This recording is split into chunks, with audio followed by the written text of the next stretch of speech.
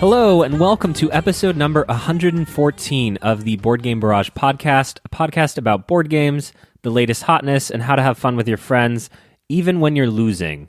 I am Kellen, your host of this episode, and I am joined today by the Orange Tank Neelan. Hello. And Mark, the Green Tank. Hello. The green stands for money. Money, money, money. Because he loves it. Give me more of it. He'll trade for Put it directly into my mouth. And you can send that cash to Recreation Center, Los Angeles, California. This week on the Board Game Barrage podcast, we will cover the games we have played and our topic of the week. Today's topic is on board game growers. Board games that have grown on you over time. And the genres of games that have grown on us, the individual games that have grown on us, and sort of the philosophical difference between games that are very showy and games that are very growy. Why don't we start, as we always do, with the games that we've been playing?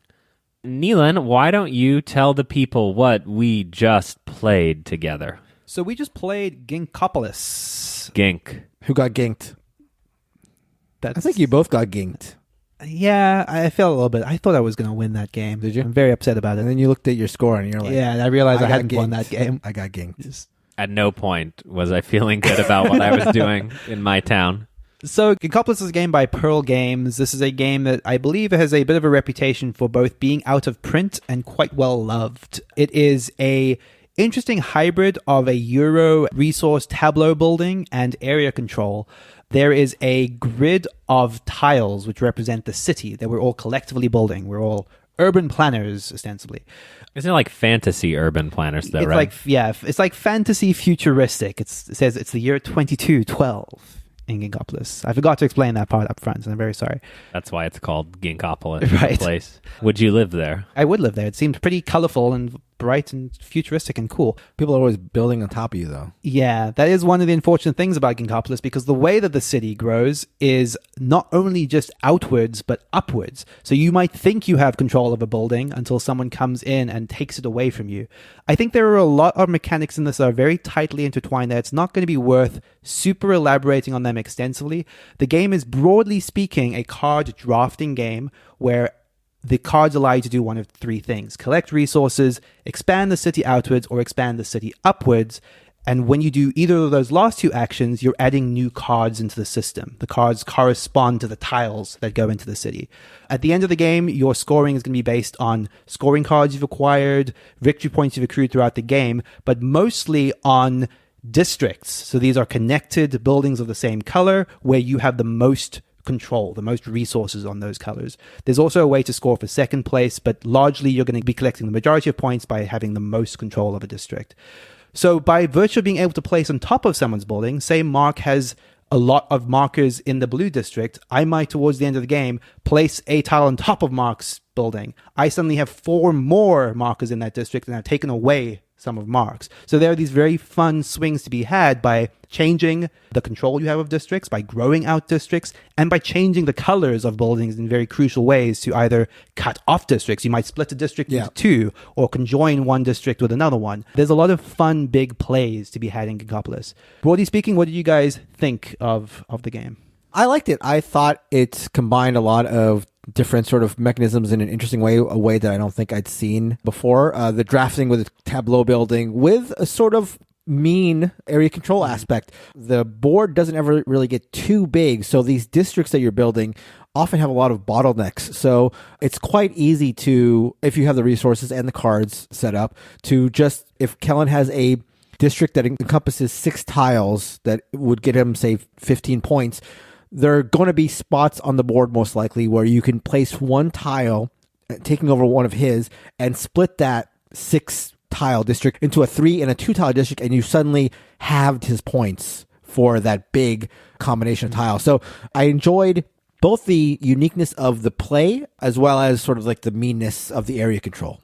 So I think, for a start, I wasn't offended by it, which is not nothing. But the tiles that you are drawing determine, there are only 3 colors that you're fighting over these majorities for, and the tiles that you draw are random, and the cards that you get are mostly random. There's a little bit of seeding that you could do in the draft. And so where you place a tile on the board and what tile you place on the board are the function of random events, like two separate random events, to the point that it felt a little more chaotic than I would appreciate in an area control game. It was like, well, unless I draw that card or get a tile, I'm not going to be able to defend that or expand that position.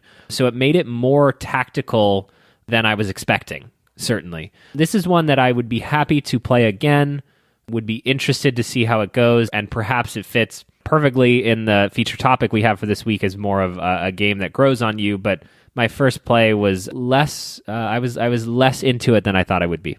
A couple of things that I haven't mentioned that are worth pointing out. This is quite a fast game. It is a 45-minute to an hour-long game, and that's borne out in the times I've played it. So certainly for this type of game, it goes fairly quickly. Yeah. The moments that I like about it, this is something that you were suggesting, Kellen, is that, yeah, you're sort of waiting for the optimal like confluence of events in order to make those big moves. But I would say that some of that is seeded, which is that you get a building tile early in the game and you're just waiting for the right moment to strike with it. You might know, I know the best space for this, and I know that that card is in the system. So either someone beats me to placing something onto that tile, and that doesn't completely block you out because it just makes it more expensive to then place that tile. But there is this element of waiting for the right time to strike and make those big moves. And because as the game progresses, those moves get more and more expensive, but bigger and bigger and bigger in consequence, the way that the game escalates towards the end, I've enjoyed both times I played it. Yeah, and I don't want to go so far as to criticize that element of it. It kind of reminds me of how you get tiles in both Acquire and Lords of Vegas, where beginners to the game will complain, oh my God, it's so random, I had no control over this. And you basically have to make decisions with the control that the game gives you. Mm-hmm. And in this game, I was looking to exert force. I analyzed the board. I was like, here's 3 positions that I'd love to exert some kind of force. And then the cards and tiles did not allow me to do that. Mm-hmm. And then I got. Yeah. Or ginked, as we're saying. The other thing I really want to say is it's certainly a unique experience. I can't think of anything that's quite like it. The way the cards enter the system is fiddly and interesting, but I like the fact that that every card that's in play is represented by someone. It was seeded by someone earlier in the game. There's an interesting system at the root of all of this that I really, really, really like.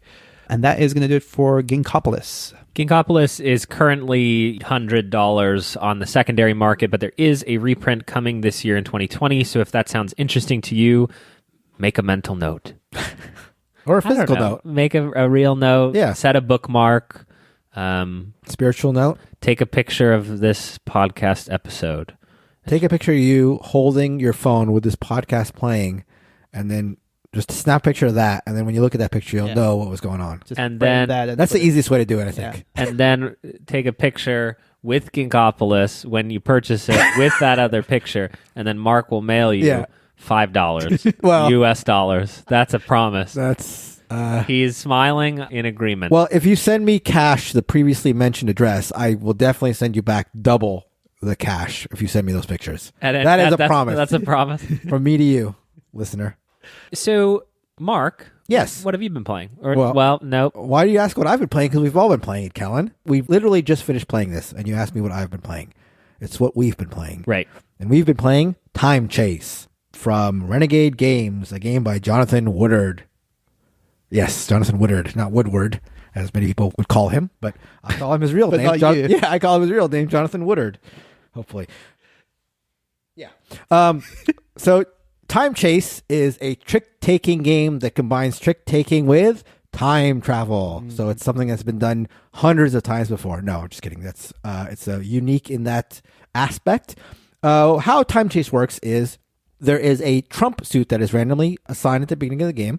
And then in the first round, you just play one hand of a trick-taking game. Somebody wins it, and they have control of that trick.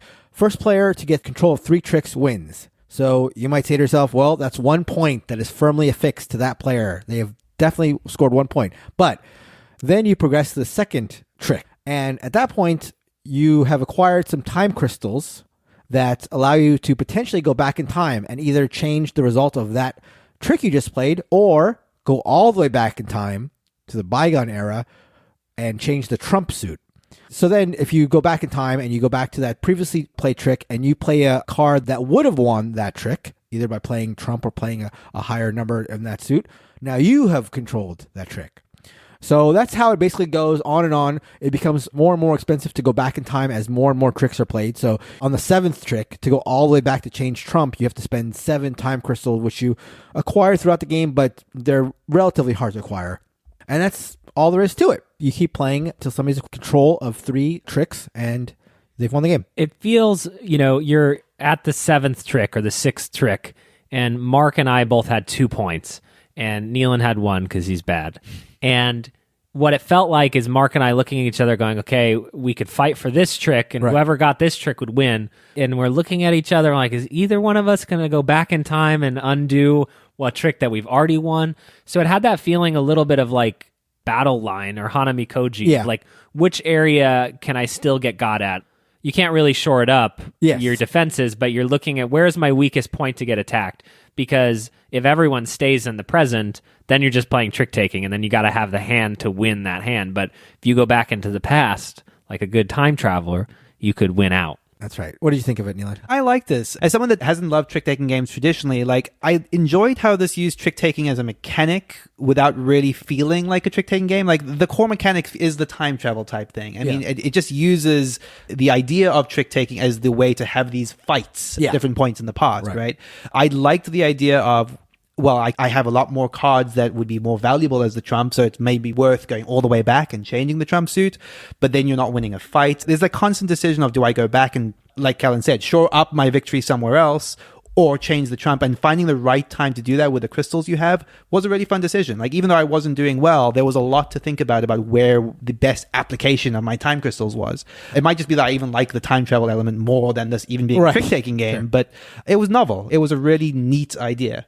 I think the most common complaint about the game is that you are dealt 10 cards and that's all you're getting in your hand the entire game. So if you've dealt just very low cards, you're going to have a much rougher time trying to win it. So that didn't bear out in our game, at least not to me. And you guys, I don't think you guys other complained about that. It didn't feel like overwhelming. But that's the potential. That's the potential. But the game went by real quick. Once we started going, it was a 10-minute game. And that's exactly it. Like, it's so short and inoffensive enough that I can't imagine being too hurt by it, because you'd play multiple rounds of it, I would think, in the ideal case.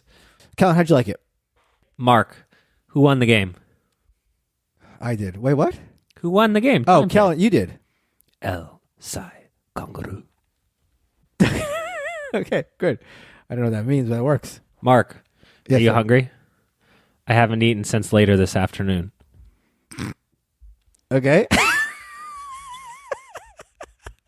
You get it? Yeah, I get it. This is me. Oh, you're the time traveler. I get it now. Got it. Makes sense. I will say that it is the best time travel board game I have played. Oh, really? That is a very, very, very low bar. What other time travel games have you played? It's funny because I don't think it's mine. Yours is Anachrony. Oh, maybe, yeah. I was going to say Tragedy Looper is the one that came to mind. Oh, that's your favorite? Anachrony is actually probably better than... What's the white board game? I can't remember the game. Time... What? Chase. No, that's this game. Time Bandits. Go Back in Time. Oh, Time Stories. Time Stories. It's those two? And then I got halfway through the rules explanation of Tragedy Looper. It's good. Actually, I'd be tempted to try pick it up again because it's novel as well. I've never played it. I heard it was really tough to teach. It is, and it's kind of one of those games that you sort of have to play once and then kind of play it again because the first game is just kind of... This is another one where the theme either helps or makes it too complicated. Like, because just imagine if it was knights fighting and you fight one battle and then you go back to the battle, you like run back to the previous room. And change the result of the battle. Yeah, because you're there. It's like capture the flag in rooms of a castle. Yeah, I actually think that you could put a different theme on this that would make it easier to understand. Really? Oh, really? Because I'm going to say time travel is the perfect theme for this. I can't imagine. Well, it's like you're not going back in time and re-winning the trick at the time that it happened. What? It's not the time that it happened. You're back in time. Yeah, it is the time that happened because the current lead is still there. Like if somebody is led with a 7 yellow. But when did it happen, Mark? In the past. But that was then. And that's where you are. But this When is is- now. But when will then become now? The mother penguin cried alone at night. What? What are you talking I about? don't get it. And that is Time Change from Renegade Games. The game that I wanted to talk about this week is Food Chain Magnate. Magnate or Magnet? But you could pronounce it Magnate. either way. No, it's Magnate. Well, it Yeah, but you depends- could pronounce it It Magnet. depends on when you are. Wait, you can pronounce it Magnet? Yeah. No, you can't. Yeah, you can. Look it Really? up. Get educated. Okay. So Neelan, Christina, and I, Mark was not invited, played Food Chain Magnate with the Ketchup expansion milestones.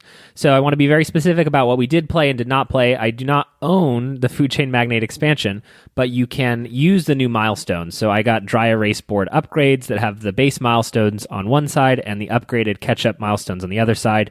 Most people agree that you should use the Ketchup milestones as just a strict improvement. So Food Chain Magnate, for anyone who doesn't know, is a splatter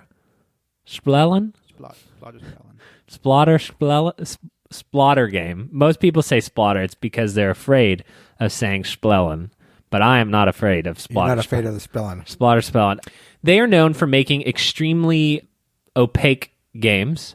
Indonesia, Bus, The Great Zimbabwe, Antiquity, Roads and Boats. All games I have never played.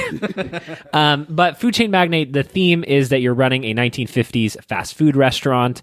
You are acquiring different people for your company. You start as a CEO, and you are acquiring recruiting girls. You're acquiring errand boys, and you're putting them in your company, and you're putting them to work. You're getting marketers. You're getting pizza chefs. You're getting people who go out and get you soda for your restaurant. So you can already see how this theme just evoke something completely different from almost any other board game that I have ever played. But the game is very mean and tight and economical. So you are upgrading your company, and then you are going through a series of actions running your company. They call it the 9 to 5 phase, where you are putting out new restaurants onto the board, where you are acquiring pizza that you're hoping to sell later. You're putting marketing into the world, and you have marketers that are putting planes and billboards and radios out onto the board, trying to get people really interested in pizza and beer. And then dinner time happens. And the dinner time phase is actually entirely done without input from the players, where a house that wants pizza will look for the nearest and cheapest pizza to go to. There's a lot of rules about how this works, but essentially they will go for the cheapest pizza that they can get, but at a convenient location distance from them. And so you're following the roads, and you're putting your locations in a place that might have better, higher value houses. And then after that, marketing happens. And so these houses get new wants, things that they're going to want at the end of dinner time for the next day. What's very interesting about this game is that if you have a house that really wants pizza, there's 2 pizzas there, and you're like, oh, Neelan's got pizza, and it's closer. But you know what I could do? I could make them want an iconic duo, 2 pieces of pizza and a lemonade. Iconic. And now that family wants 2 pizzas and a lemonade, you know, Neelan's dumbass, he doesn't make no lemonade. He's an idiot. He's all in on pizza. If you're making pizza, how could you miss the iconic duo of pizza and lemonade, Neelan? 2 pieces of pizza, 1 lemonade. Yeah. Iconic. That's Americana. Duo. That's Americana right there. And so you seed that into them. You say, people, read my billboard. Pizza and lemonade, they go together. And then Neelan, he's got nothing. And then the next turn, what do you have? They have to move all the way across the board, but you've got everything they want. And they're willing to pay $20 per thing. They are. You have the luxury manager. Right. Neelan's peddling in cheap shit. He's gotten the pricing managers in his company making the price of his pizza go down, but he didn't expect my strategy. He needed a lemonade boy. He Where's needed the lemonade boy? a luxury manager to upgrade those prices. No, actually, how the game ended up is I got last by a For all huge... this bravado, pizza and lemonade boy do very well. I did very poorly. I believe I had hundreds of dollars less than both Christina and Neelan. Christina, the blue tank, ended up beating us. Cleaned up. Yes, by being in charge of pizza production. Right. Yeah. So this game is very mean. Splotter is known for making games where every choice matters, and if you make the wrong choices, you're going to be upset. The new milestones soften the opening strategies. So one of the problems that people had with Food Chain Magnate base was that there were basically two strategies that you had to pursue on the first round, or you would not win. And this game attempts to solve that. The system has this milestone system, which is probably one of the most fun parts of the game, which is the first person to do this unlocks a permanent bonus for the rest of the game. And one of them, is a freezer. You can't store any of your food overnight in this game, but if you're the first person to do X, suddenly you're allowed to store 10 resources and no one else is. And there's something so funny because Neelan and I both unlocked the freezer. Christina had no freezer, and she was in literal pain. At one point, she screamed at me that she wanted, that she wanted a freezer, and I had stopped her from doing that. I believe, was it first Coke sold? I think it was first Coke sold, yeah. She didn't have any Coke. She wasn't selling Coke. Mark, have you played Food Chain Magnate? I have, yes. And what do you think of Food Chain Magnate? I like it. I think it's brutal. I remember the last time I played it with two new people, and one of them finished dead last, and I think she knew pretty early on that she was not going to finish the running. And she said, I'm glad I played it, but I never want to play it again ever. She just had a really bad experience. And it goes fairly long. I don't know how long your game went. Yeah, 3 hours. Plus. Yeah, so it's a game, like you're saying, you can tell after a couple turns if you're just out of it. There could be a number of players who could potentially win, but there is a chance that you're out early, and for those players, it could be rough. But I like it. Yeah, I want to contrast this to my first play of The Great Zimbabwe, which is a similarly harsh game that was long, and I felt out of it and hated at the end of it. My first game of Food Chain Magnate was probably maybe a year and a half ago. And you played with two. I played with two incredibly good. So we've mentioned Dan before on this podcast. Dan and Len are both excellent at board games. And they're the sort of people that would look at the map on Food Chain Magnate and from turn one be like, oh yeah, this is where I need to place, this is what I need to get, etc. I remember I was at that game night. You were saying you were going to play Food Chain Magnate for the first time. I looked over and you're playing with Dan and Len. I was like, oh my God, this is not going to be good. And I got destroyed. Yeah. No surprise there. But I came away from that game really enjoying it. Yeah. It was, again, unlike anything I've played before. It's so unique. And the meanness is definitely there, but it feels funny. And I think a lot of this is the theme, because there is something inherently funny about someone plopping down a radio station being like, lemonade, lemonade, lemonade, and now suddenly everyone wants lemonade. And you're screwed, but it's just a funny visual, because then you just see lemonade emanating out from this radio tower, and then you can't do anything about it. It is definitely buoyed by its theme in a way that I find very, very compelling. And I also find that the game sort of forces you down quite specific paths. It doesn't allow you to diversify to the ends of what is basically a tech tree in a way that I found very compelling from I want to do this differently next time, or I know what I would do differently. I know what I would pursue next time. It also gives players access to powers that would be not only through the milestones, but through some of the character cards unique to them and them alone. And that's always fun. Just feel like you're the only person that can do this thing, and how can you clinch the game with it? I liked it a lot. I was very glad to have played it again. This is a game that I sold and have repurchased. You can do the math on that, but I'm sure I did not do well in those trades. I just, in the back of my mind, was just thinking, I need to play that again. I need to try that again, even though I did not really enjoy it the first time I played it. I do believe that it is a very group-dependent game. I have always called this on the podcast the Guitar Hero problem, where, if you're all having fun casually playing Guitar Hero together, it's fun, but then if one player goes home and figures out how to actually play Guitar Hero and comes back, suddenly it's not fun because they're on expert mode and you look like an idiot. Yeah. So I don't know that I would play the game with Dan and Len. Actually, I can say with surety I would not play the game with Dan I get and Len, that. Even though I like Dan and Len very much. I like you very much, Dan and Len. But this group of new players all playing, we were halfway through the game and there was a little bit of a sense that we could all pull it out. I don't know that that was true. Maybe we just had no way of evaluating. And Christina and I are excited to try it as a 2-player. And Mark Zilla on the Discord recommended just concede, if you're going to lose. It's not a game to sit there and play the last 45 minutes if you know what's going to happen.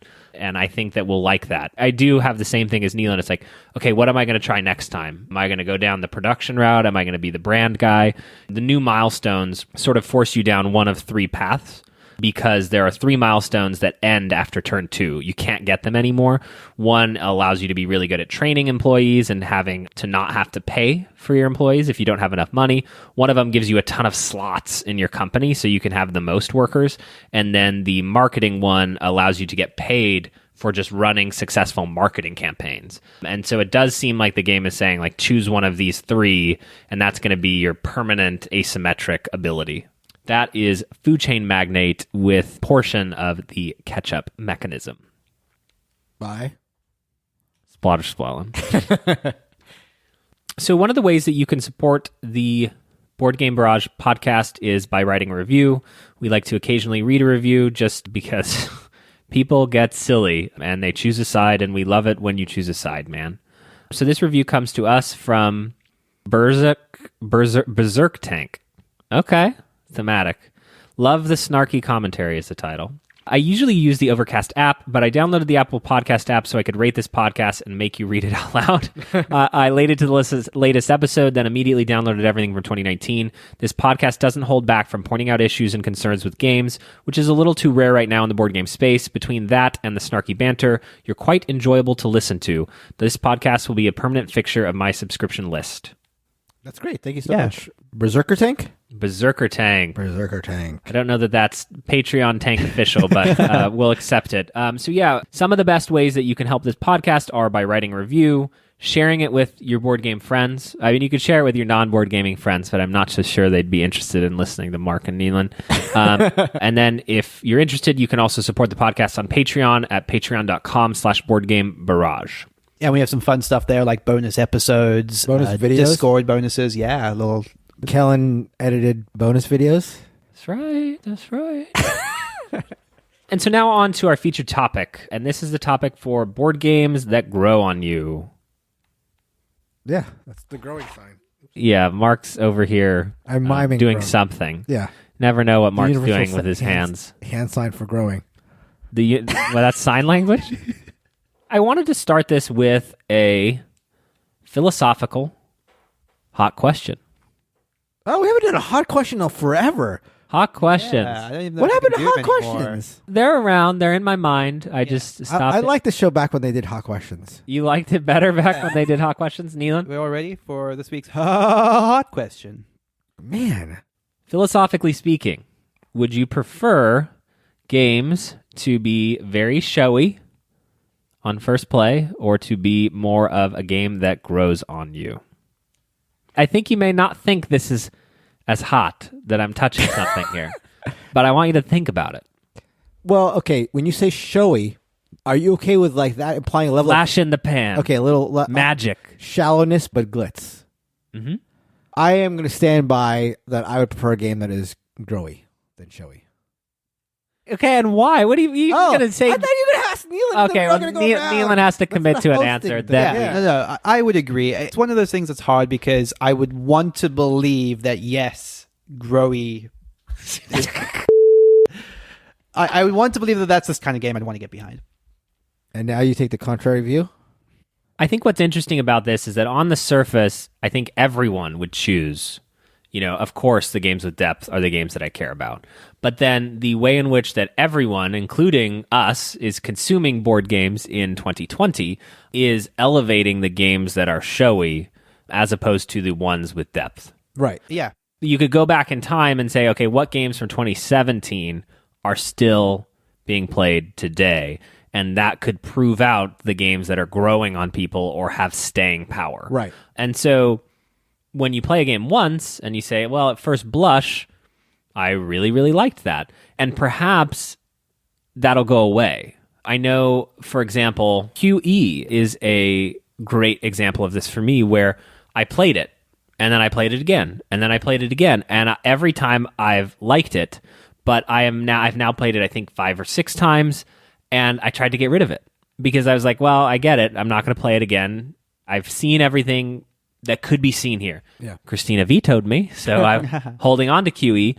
But it makes me wonder about sort of the difference between the two of those things. Yeah. An appreciation that comes with time versus, that flash in the pan, oh my God, this is so good. The easiest comparison is, for me, the Blade Runner films. The original Blade Runner, I only saw in anticipation of Blade Runner 2049 coming out. And the first time I saw both films, 2049, my God, I was crying. Loved it. Yeah. And Blade Runner, I was like, okay, it's good. I've now since watched both of them again, I think at least 2 more times. And my appreciation for the original Blade Runner has gone up. And my appreciation for 2049 has gone down. Not a ton, but enough that it makes me question the things that I like on first blush. Right. Which is how we've arrived today at the featured topic. So why don't we go around and say some games that have grown on us? For me, the first example that popped to my mind was Brass Lancashire. I played the original Brass, the pre-Roxley edition, the old, I think it was either Fred or Eagle Griffin, but the pre-Roxley version. And I think 2 things worked against that first play for me. One was the board is very, very bland, which is not a deal breaker for me, but does lessen the experience. But the other reason was I played at 2 players, and it's okay at 2 players. And we played with a special 2-player board, so it fit a 2-player game as well as it could. But this is sort of an example of playing a game at like less than ideal player count, making me just feel like when I left that game, like that's a solid sort of economic Euro, but nothing special. And then when I got a chance to get the Roxley edition and play it with a full complement of 3 and 4 players, it became one of my favorite games ever. So that was the one that jumped to mind, Brass Lancashire. The first example that sort of comes to mind for me was Agricola. I played Agricola not even one time in less than ideal circumstances. We've spoken about this before, is the draft phase of Agricola is quite rewarding to people that are familiar with the cards. Yeah. I played this a couple of times because it was the medium heavy game that was in vogue at the time that I started my hobby, in my play group at least. There were a couple of people that really, really liked Agricola and were pushing for it very often. And the couple of times I tried it, I was just like, well, I guess I'll play it. And it took a long, long time for Agricola to grow on me. It's now in my top 50. I played it enough times over a period of time to come to appreciate just how much depth there is to that repeat experience of learning its systems and getting actually good at them. And this is one of the few times where I've struggled uphill with a game in order to get to a point that I really, really enjoyed it. So that's my best first example. I went back and did my research, and besides the aforementioned Food Chain Magnate, Biblios is one that I had previously rated a 5 on Board Game Geek. Did your brother say to you, like, is this even a game or something like that? I remember there was you mentioned something like that to me. You told your brother that it was my favorite game, and he's like, we played that, was that even a game? Something yeah. And to be clear, I don't love Biblios, but it has grown on me. And it has grown on me for a couple of reasons. One, Mark can't shut up about it. He won't stop talking about it. 2, I had a idea that the game, like the unique selling point, on the back of the box or in promotional materials, the USP as we call it in the business, trying to sell you pizza, and lemonade, is that you can change the value of the suits. That like, well, Mark might be collecting blue, but Mark's dumb because blue's worth 1 this game and my red cards are worth 6. So even if I only have 2 and Mark has all the blue cards, it doesn't matter. I've got 12 points. And that initial thought starter doesn't bear out as much in the game. They definitely matter, but they're key critical +1 or -1 incremental decisions in Biblios. So over time, I have come to appreciate the game more than that initial first impression. And so it becomes a game that has grown on me. I don't know. Just stop there. Yeah, we'll stop. Just stop there. Because, listener, that's the sound of me crying in joy. Weeping. It's happened. Tears of Finally. happiness. Another one that I wanted to specifically call out is Wits and Wagers. Wits and Wagers is one that I purchased and was thinking about getting rid of and wasn't sure about. Wits and Wagers is a party game where every answer is a number to the trivia question. How tall is the tallest tree in the world? And everyone has to write the answer down. And then you put them out and you bet on which one you think is closest. So what's great about this is you don't have to actually know the answer. You just have to be able to bet and look at the probabilities of the different things. So it's not a very flashy game at all. It just happened. Like, you read the rules and you think, oh, I've probably played 10 different versions of something like this.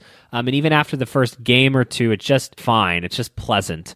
But, we recently broke it out at a party late at night at like 11 p.m. and had a great time with it. Played for 30 minutes. It was the end of the night. It was the last thing we did. Everyone was tired and just really, really enjoyed it. This has also been helped. There's a new Vegas edition that I think is an improvement on some of the betting mechanisms. But it's just, to me, a great example of a game that I played it. I went, fine.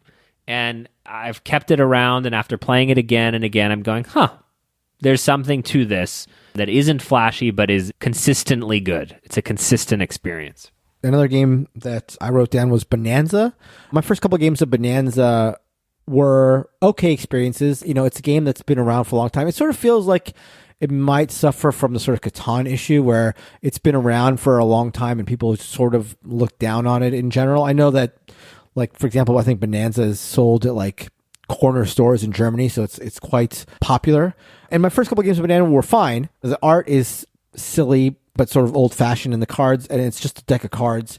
But, my third or fourth play of it, I played with people who are really into the negotiation aspect of the game. And when you're highlighting that aspect of Bohnanza, then it really sort of, I think, kicks off for me. And subsequent plays of Bohnanza, I have made it a point to really emphasize on my own. If the rest of the table isn't really getting into the negotiation, if they're not really like bartering and cajoling, I try to get that going as quickly and as strongly as I can because I think that elevates the game. And I've just grown to appreciate how much there is in Bohnanza. And again, a small package plays up to 7, and it's got that unique play the cards in the order they were drawn aspect to them, which I think is very unique. So yeah, Bohnanza. If you appreciate negotiation games and you don't play Bohnanza as a negotiation game, I think you're missing out.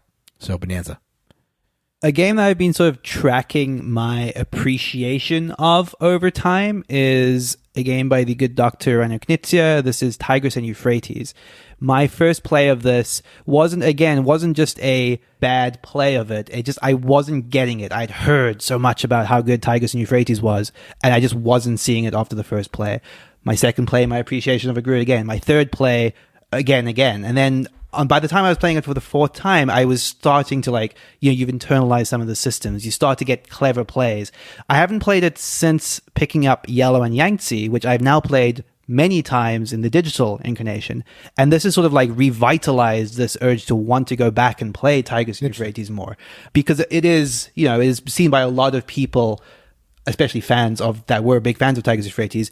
A lot of people would argue that Yellow and Yangtze is perhaps an inferior version of it. But it has made me want to go back to it and see if I can continue to grow my appreciation of it. Because to the point that Kellen was saying, it's one of those games that I want to convince myself that is a good game, but I never saw myself getting there until I came to play more of it. Interesting. It sort of feels like what Kellen was saying about the Blade Runner movies. Yeah, I could see that. Actually, I think there is a scenario. I've played a lot more of Yellow and Yangtze at this point, but I could see a scenario where I start to understand why. And maybe. I mean, I don't think that's a slam dunk by any means, but that's an interesting thing that could potentially happen. Right. But there's this idea or this concept in my mind, right? And I'm looking over Nealon's shoulder because I can't look him in the eyes at Nova Luma. As a what? Nova Luna.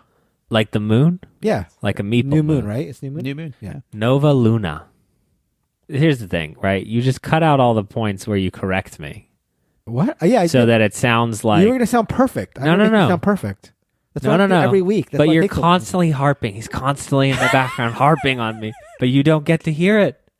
We need to... Why do you think we don't offer unedited episodes to the patrons? If you want an episode of just me correcting you, I got plenty of that. Yeah, that's 50% of the episode. Right. Yeah. I worry that if a game is extremely showy in the context of our discussion here, that if we go, wow, but we go wow all around and we've seen it all, is there more to it? And so almost like if you can get it all, if you can get it, after one play, that's actually not good. Right. Okay. And so Nova Luna is a perfect example to sort of ruminate on, which is it's very fun. I enjoyed it. But how much better do you think you're going to be getting at it? Right. Did you get it all? Right. And if you did, that might make you go, oh, this is so cool. This is so fun. But that means there's not something there on that second time or that fifth time or that 12th time that surprises you. Yeah. And I don't know, and I'm not saying anything about Nova Luma. He said that just to spite me. Yeah, it's interesting. Specifically with Nova Luna, I think my second and third plays, there was something there, but I absolutely take what you're saying. Like, I think after that third play, I think I sort of get it to an extent. Maybe, again, I could be wrong, but it feels that way. And while I still feel a draw to play it, if I can't get any better at it, or if there isn't more to it, what does that mean about the game? That's an interesting observation. And so the last question that I want to ask to close out this episode is for you to ruminate for a second on genres of board games. Has there been a genre of board game that has grown on you over time? Neelan? Yeah, I can think of a couple. Trick-taking games, actually, in the context of Time Chase, is an interesting one because I feel like a lot of people sort of grow up playing some variants of these games with a deck of 52 cards, like something like Hearts. I never really did. So when I was learning other trick-taking games, like Tichu, for instance, I didn't have the language. I didn't have knowledge. Everyone's talking about, oh, then this is the trump, and then in this hand, and I'm like, wait, hang on, start again. Like, what does that mean? I only know one trump. Do we have to? What, we can't even reference the fact that we have a president? Reference them as much as you want. That's fine. You're fired. Oh my God, that's staying in. Yeah, but I mean, yes, I didn't know the other meaning of Trump in the context of trick-taking games, and it was something that was like hindering my ability to understand them. It felt like I was outside of this club everyone knew about, and I was sort of struggling with the terminology. So that sort of kept me away from them for the longest time. But what I've been interested to see recently with games like The Crew and with Time Chase is using the mechanics and the systems to make games with other interesting systems, spicing them up. Sort of as a scaffolding. Exactly, yeah. And especially as I've sort of grown to understand trick-taking games, something like The Crew becomes so much more interesting because I'm starting to see the puzzle past just the barrier to entry.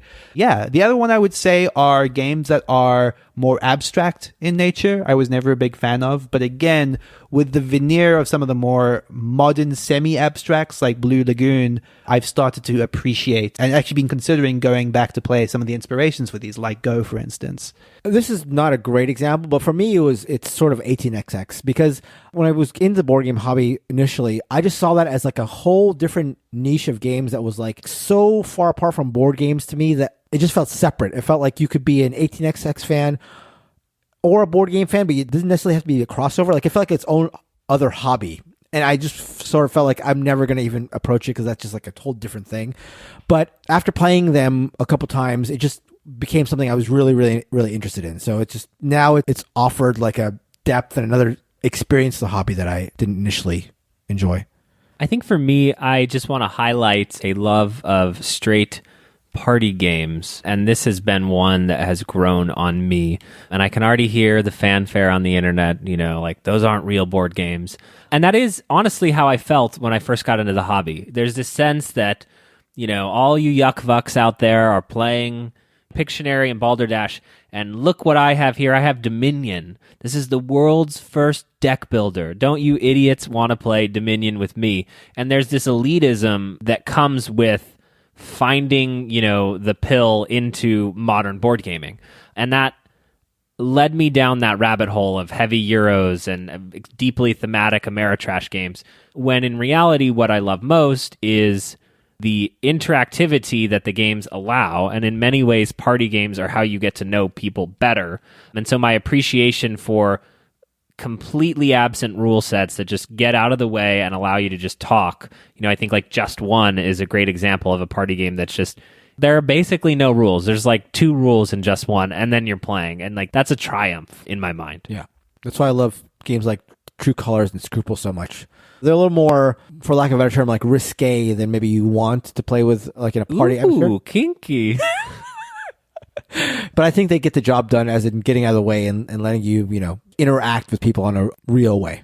That is going to do it for this episode of the Board Game Barrage podcast. Thank you so much for joining us for episode number 114. If you've listened to all of them, just remember, we've been together 114 times doing this. I don't know what that says about us. It says a lot about me. My intestinal fortitude. You can find us on all forms of social media. You can join us on Discord, where you can chat with us in real time at any time. Stay safe out there. It's kind of a strange time. Yeah. Don't go outside. Download more podcast episodes. Yeah, just re-download our episodes. Wash your hands as you're re-downloading our episodes. Yeah, take this seriously. Like, it is a thing where your participation absolutely will matter to a lot of people. Yeah, agreed. But also download our episodes multiple times. And wash your hands. And wash your hands. And as always, a thank you to Heart Society for letting us use their song, What's on Your Mind, Kid, from their album, Wake the Queens. The baby penguin didn't come home at night. What? Time chase.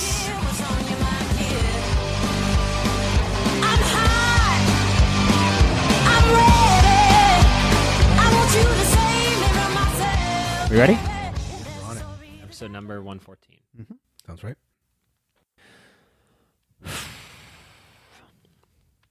This is a hood up. Yeah, definitely. This is definitely a hood up situation. Hang on, I just want This hood doesn't even fit. What? Oh, It hurts my little necky. Today's topic is on board game growers. I think it's fine. Okay. But not. I can't use shower. Yeah. So, but if you can't use showers, why use growers? I feel like that kills it. Because it's succinct. Okay. That's So what implied. What else is there? It's Sure. Growers feels like a weird way to. I mean, it does make sense. So what's the normal way? What's the Mark way? What And is then the we'll do it boring the Mark Cal way? and Allen way. Okay. I don't know. Games that have grown on you. Yeah, grow on. Yeah, growing on you is good. You can do grow. Do it. Do growers. Today on the Board Game Barrage podcast, we're going to be talking about growers, board games that have grown on you over time. Is that too much? No, It's no, okay. I think If it's fine. not, that's definitely not too much. okay. I'm happy to not do it because I don't really like Mark humor. Yeah. Like crass base in the humor, gutter. Yeah. Lowest common denominator. Yeah, I prefer like layers to my Yeah, jokes. complexity. Yeah. Yeah, I prefer for my jokes to be growers, not showers. Well, Mark, you didn't ask me whether I liked it or not. You were talking about it. You just took over. I thought that was your liking about it. Okay, so let me do it. Okay. Kellen, what did you think of the game? Oh my I god. can't do it. You can't do it when we're watching. I'm shy.